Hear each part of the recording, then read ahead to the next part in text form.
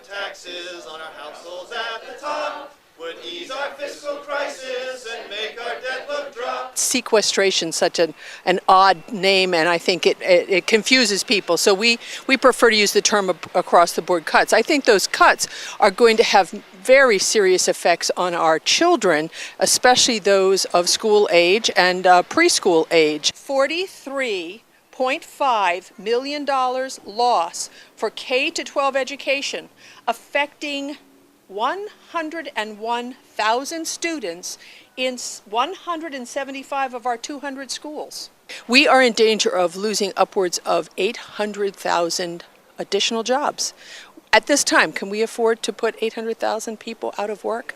Those are people in the field of education who would be impacted when these cuts occur to programs and services. Someone needs to stand up for kids across this country who have already been impacted by deep budget cuts. There have already been, I think, $1.5 billion in cuts that impact our children across the country. That's not just here in Delaware. So yes, and I would very much like for those cuts that have already occurred to be taken into consideration as we look forward. We constantly talk about cuts, and I think we need to look at increasing revenue. The over 65 population is increasing exponentially, and so the need is going to be there. So cutting what services they receive now is not the answer. It's increasing revenue in some ways. There's some obvious ways to build revenue, and those are not necessarily acceptable to some people in our country, but we have some extremely wealthy people who get some tax breaks that they do not really need. Their lifestyle does not require those kinds of things, and that would be a great way to generate some income and some revenue for supporting these other folks. Across-the-board cuts are a bad idea. Instead of sticking everyday Americans with the responsibility of covering this shortfall, why not have the wealthiest 2% pay their fair share?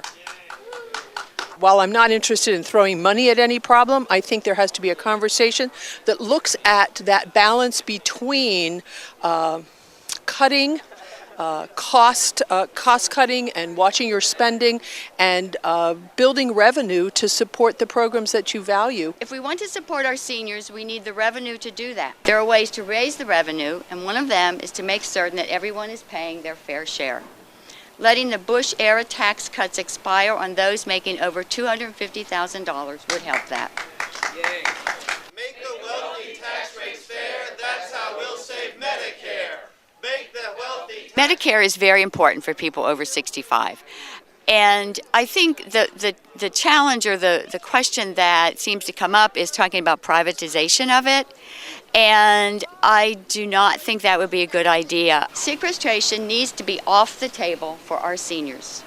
If the cuts go through, it would mean 17 million fewer noontime and home-delivered meals, 1.9 million fewer senior transportation rides, and 1.5 million fewer people receiving personal care services. Maintaining Medicare the way it is now and looking to the future as far as maybe changing some of the funding would be okay, but we cannot change the way it operates now. I'm hoping for positive outcome.